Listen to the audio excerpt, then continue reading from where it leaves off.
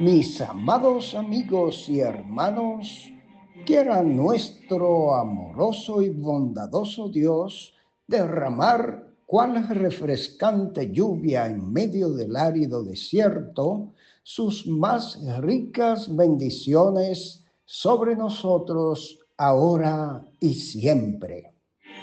Reciban nuestra cordial gratitud por la gentileza de permitirnos compartirles estos breves minutos de saludable alimento para el alma, rica nutrición para la mente y fresco refrigerio para el espíritu. Y ahora, palabras de sabiduría. Hechos 18:18. Mas Pablo, habiéndose detenido aún muchos días allí, después se despidió de los hermanos y navegó a Siria, y con él Priscila y Aquila, habiéndose rapado la cabeza en Cencrea, porque tenía hecho voto. En la continuidad de nuestro deleitoso recorrido por el capítulo 18 del libro de los Hechos del Espíritu Santo a través de los apóstoles, hoy nos corresponde hacer una paradita en los versos 18 al 23, los cuales ya habíamos tratado bajo la óptica de Matthew Henry. Y hoy volveremos en la misma porción, pero esta vez acompañado de los comentarios de don Rubén Vera. Pero antes queremos destacar algunos detalles de interés dentro de esta porción. En primer lugar, podemos notar la fidelidad de Dios cumplida a Pablo y cumpliendo a Pablo la promesa de que, a pesar del gran rechazo de los judíos y sus falsas acusaciones, no sufriría ningún daño durante su estadía o estada en Corinto. De modo que se pasó allí 1 año y medio hasta dejar allí una iglesia con sólido cimiento sin que le hicieran ningún mal. Si Dios es por nosotros, mis amados, ¿quién contra nosotros? Expresó lleno de júbilo el gran apóstol en Romanos 8:31, unos años más tarde. El segundo detalle a destacar, mis amados amigos y hermanos, es el porqué del voto del Nazareo que Pablo había hecho en Corinto, lo cual se evidencia en su rapado de cabeza en el puerto de Cencrea antes de retirarse de esta ciudad. Será una más de las tantas preguntas que haremos a nuestro gran mártir y líder y héroe Pablo, cuando disfrutemos de los goces eternos en el cielo, ya que el nazareato fue una práctica no obligatoria del viejo pacto y llevada a cabo por el pueblo de Israel. La señal del Nazareo era una tipología y tuvo su perfecto cumplimiento en la persona del Señor Jesucristo, el cual era y es santo, inocente, sin mancha y apartado para Dios y apartado de los pecadores, según Hebreos 7:26.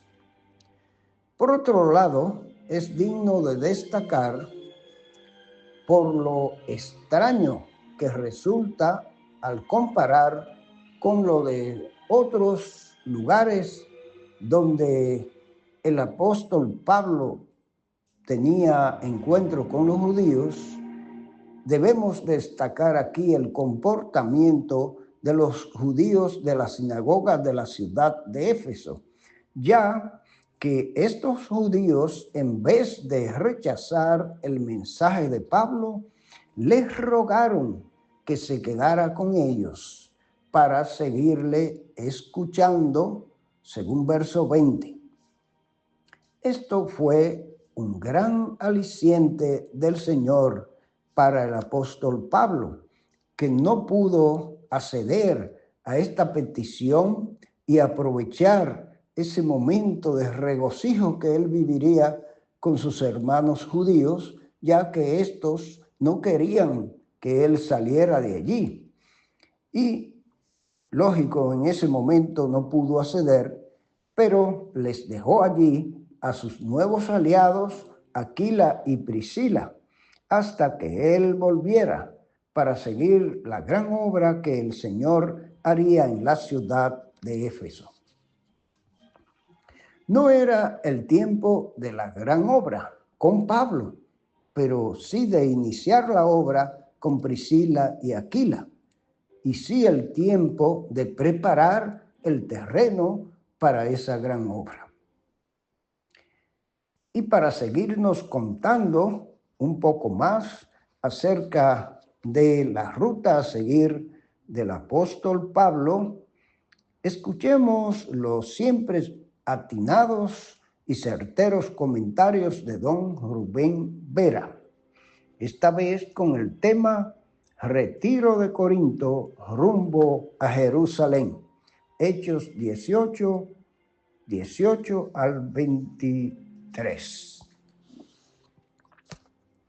Según la promesa del Señor en la visión que recibió Pablo, pudo llegar tranquilamente al término de su primera estancia en Corinto, saliendo de la ciudad cuando creyó ser la voluntad del Señor que subiera a Jerusalén, antes de emprender otros viajes de confirmación e iniciar la gran obra en Éfeso. Se despidió de los hermanos. Podemos imaginar una sección plenaria de la iglesia reunida para escuchar las últimas exhortaciones del apóstol y para encomendarle al Señor en oración con el fin de ir por la vía marítima a Cesarea. Se mencionan, sin embargo, 2 escalas y 2 compañeros de viaje. Primeramente, Pablo se hizo rapar la cabeza en Cencreas en relación con algún voto de Nazareo, probablemente una forma modificada de lo que nos dice Números 6, 1 al 21, según la práctica de los judíos de la época. Cuando algún judío quería agradecer a Dios por alguna bendición o gracia, hacía voto de Nazareo o nazareato. Si cumplía totalmente ese voto, significaba que por 30 días no comía carne ni bebía vino y se dejaba crecer el cabello. Al final de ese periodo, hacía ciertas ofrendas en el templo, se les rapaba la cabeza y el cabello se quemaba en el altar como una ofrenda a Dios. Sin duda, Pablo estaba pensando en todas las bendiciones que Dios le había otorgado en Corinto y realizó este voto para demostrar su gratitud. Se habrá sentido con plena libertad de hacerlo y que estaba dentro de la voluntad del Señor, aun cuando un creyente de la gentilidad o de los gentiles no tenía por qué hacerlo y pecaría gravemente si lo intentara. Pablo ya no estaba sujeto a esa práctica, incluso enseña en sus epístolas acerca del nuevo pacto y del tiempo de la gracia, pero él era judío, no olvidemos esto. Así que de alguna manera quiso dar esa manifestación de agradecimiento a Dios. Llegó a Éfeso, capital de la provincia y la ciudad más poblada de Asia, proconsular, cuyos habitantes eran fieles devotos de la vieja religión pagana y orgullosos de su templo a Diana, que era entonces una de las 7 maravillas del mundo. Dejó allí a Aquila y a Priscila y se quedó un día de reposo, prometiendo volver si Dios quiere, le dijo, algo que debería gobernar toda nuestra vida. Sería la 4ª visita de Pablo a Jerusalén desde su conversión y su estadía allí fue muy breve. Luego se fue a Antioquía, desde donde partió en sus viajes misioneros. Así terminó la 2ª gira que comenzó en Hechos 15:36.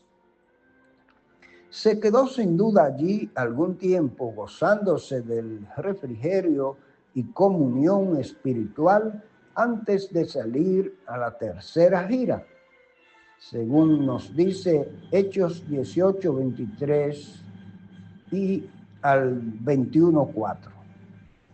Una tremenda cantidad de trabajo es condensada en el verso 23. 3 versos, 22, 23 y 19:1, recorren una distancia de alrededor de 2.400 kilómetros. Esta vez su obra será principalmente en la provincia romana de Asia, donde no le fue permitido ir en la gira anterior. Podía cumplir su promesa y se fue a Éfeso, donde se hacía una obra maravillosa.